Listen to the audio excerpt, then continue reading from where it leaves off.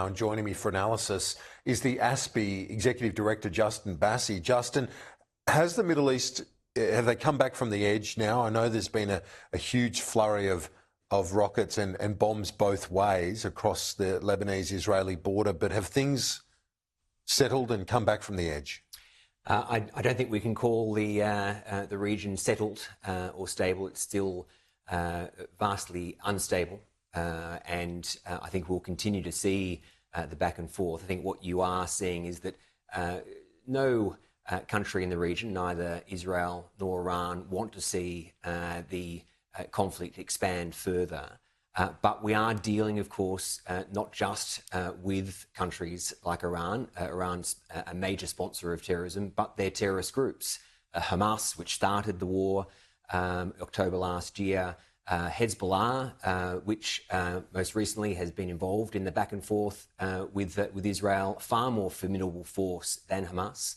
And of course, we've even got the Houthis, who are continuing to attack ships in the Red Sea. We've seen just recently this week their attack on the Greek-flagged oil tanker. So we've got these multiple terrorist groups, all directed, funded by Iran, seeing that the world is distracted.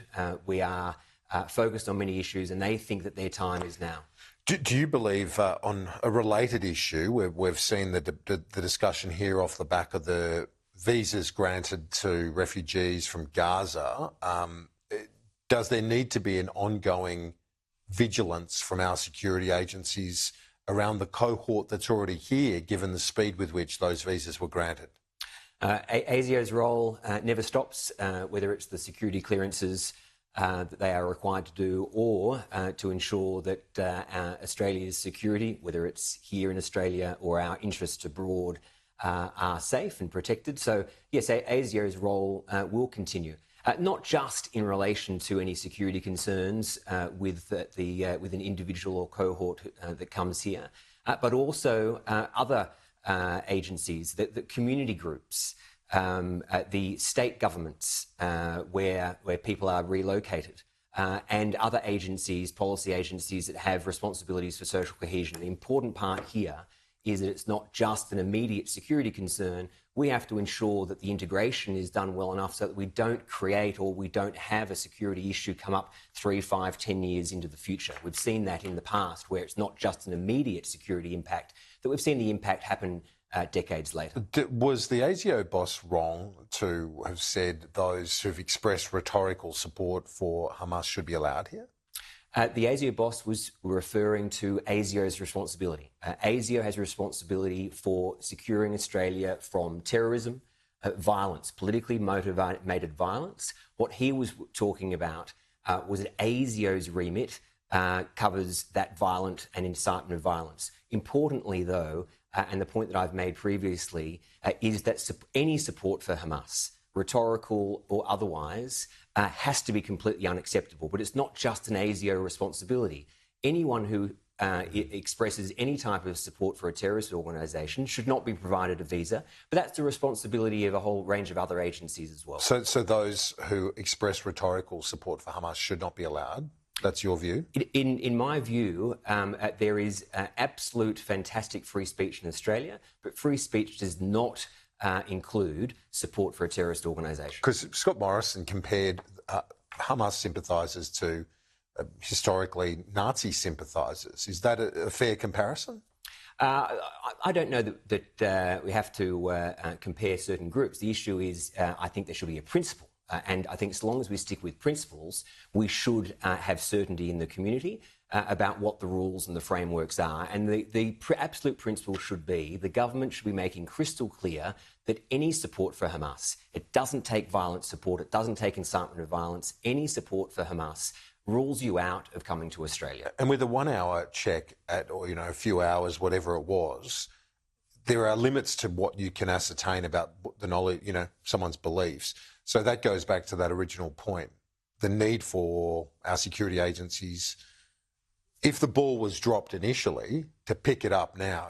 That's the point, isn't it? It's an ongoing security, the security agencies and the policy agencies. It's a responsibility that they have on a daily basis. So it never stops. Yeah, because the point is you can only pick up so much in a short interview. Absolutely, and you might miss something, but also things might change as well. So people's views can change, and they can quickly go from having an extreme view to a violent extreme view, and that needs to be picked up on. On the region closer to home, China, with its military plane, there was an incursion into Japanese airspace this week. The Japanese have pushed back strongly. What's your assessment of this? Is this a dangerous step forward in those tensions between those two countries? Kieran, I think this is highly significant, and I think there is a risk that Beijing is so aggressive and is carrying out so many acts of aggression that we are becoming desensitized to it. Oh, that's just China, that's just Beijing acting aggressively again. This is a case that we have to focus on. This is not a flyover of a disputed zone or a disputed area. It's not even an incursion into an economic zone. This is an incursion, a direct breach of Japan's territorial airspace. So it has to be dealt with. As you said, Japan has pushed back. They've called it unacceptable. That's good. But we have to recognise that Beijing is testing a range of countries, including Japan, and timing is not coincidental. Japan is going through a leadership transition at the moment. So what Beijing is doing is testing what is the military response and then what is the political and diplomatic response. Most importantly here, we have to recognise this as a breach of international rules. So really, we can't just allow this to be a bilateral Japan-China issue. Kieran, this is a breach of international rules, so it must be treated as international.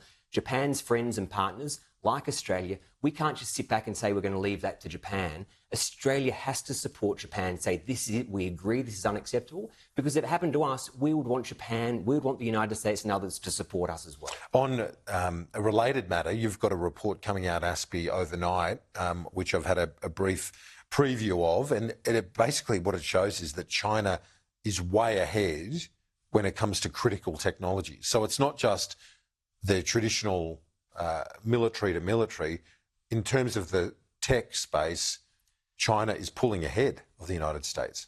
Yes, look, it is a really extensive bit of research. Our data analysts have looked back over 20 years to see what's happened over the past 2 decades in relation to critical technologies, 64 critical technologies to be precise.